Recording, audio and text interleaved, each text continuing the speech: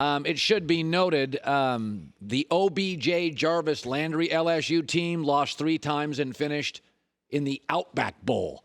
This is what happens when you get the quarterback right. They cinch it all together. LSU's been a football factory for as long as I've been watching football. But they've never had a team like this because they've never had a quarterback like this. And the San Francisco 49ers have had a lot of good players in the last 3 or 4 years and a great coach. But they're 4-20 without Garoppolo.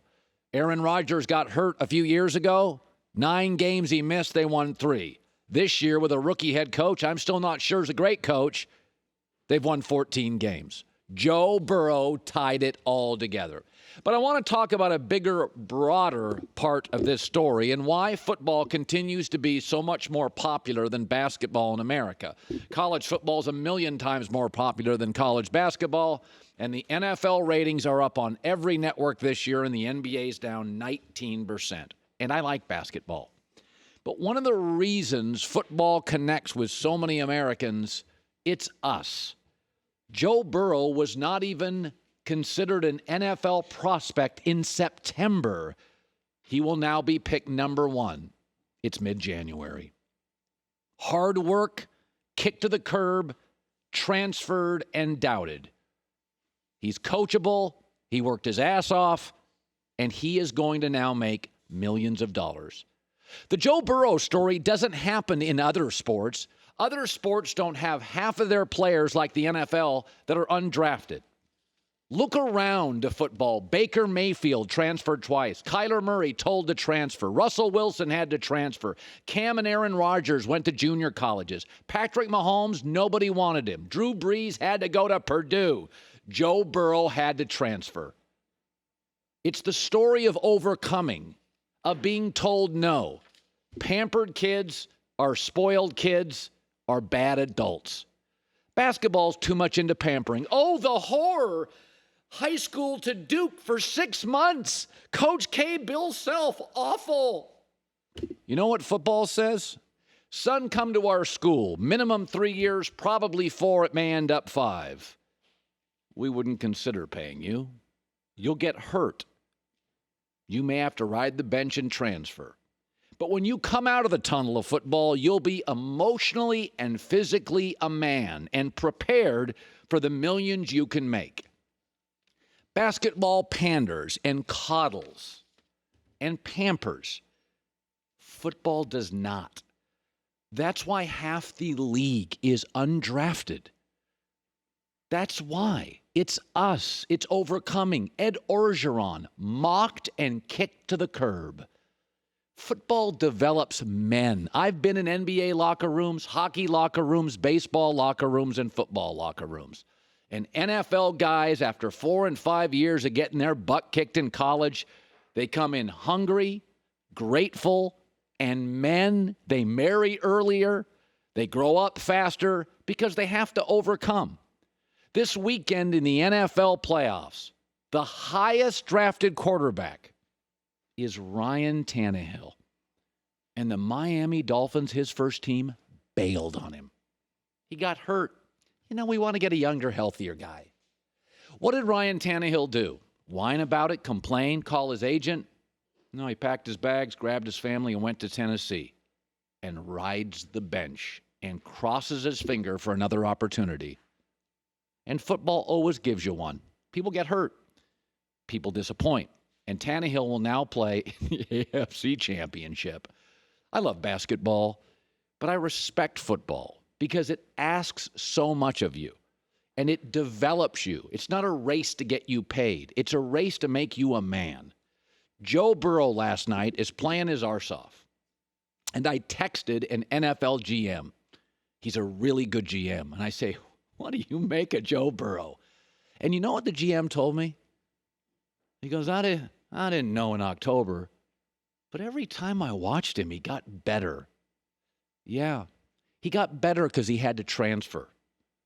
And he was told at Ohio State, you're not as good as the other guy. And last year he was humbled. Joe Burrow is not just a football story. He's an American story. He's relatable. I can't wait to watch him play at Cincinnati. And he may not make it. Maybe it'll look like Baker, or maybe it'll look like Kyler, or maybe it'll look like Lamar and Russell Wilson. But it's a story I can connect with. Hard work, overcoming, kick to the curb. It's the story of the NFL playoffs this weekend and the story, congrats to LSU and Joe Burrow, of last night. Let me shift to this. It was also, it should be noted, and I know you won't believe this, it was a great night for Trevor Lawrence. It was. Trevor Lawrence, since he was 15 years old, and I saw him at a camp when he was 16, he was so much better than all the other senior quarterbacks, and he was just a junior. Trevor Lawrence has not been on a football field probably for close to 10 years and been the second best quarterback in that moment on the field. He got hit last night. He got rushed last night. He got humbled last night. He didn't play very good. Everything was sailing. He was nervous. He was anxious. LSU can do that to you.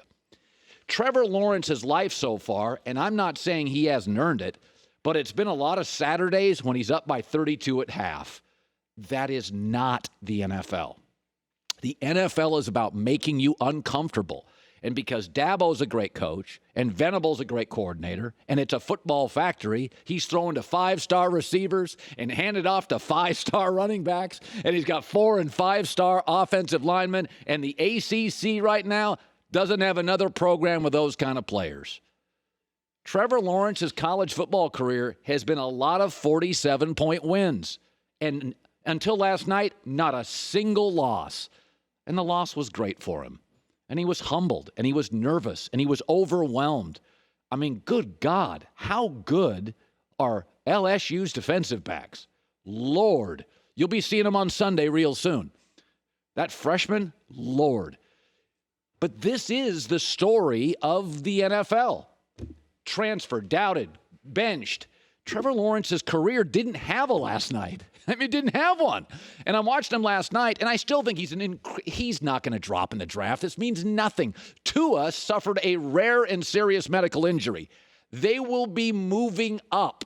There'll be multiple teams moving up and scrambling and giving away half a dozen picks to get Tua, who's smaller, who's had multiple injuries. Trevor Lawrence losing doesn't hurt his stock one iota. Do you remember Andrew Luck's losses? Nobody cares. He's an all-time transformational talent. But his career until last night was really about comfort. And last night he was uncomfortable, and he sailed it, and he whistled over heads, and he got whacked, and he looked like, for the first time in a long time, not remotely comfortable in the pocket. And afterwards, I think he knows it was okay. Two great quarterbacks. One's headed to the NFL. One is headed to the NFL in about a year. Just loved watching both of them play. The good, the bad, the ugly. What a fun night. Hi, everybody. Thanks for watching. Subscribe here to get the latest from the show. Also, be sure to check out more of the best clips from The Herd or go watch a few segments from other shows on FS1.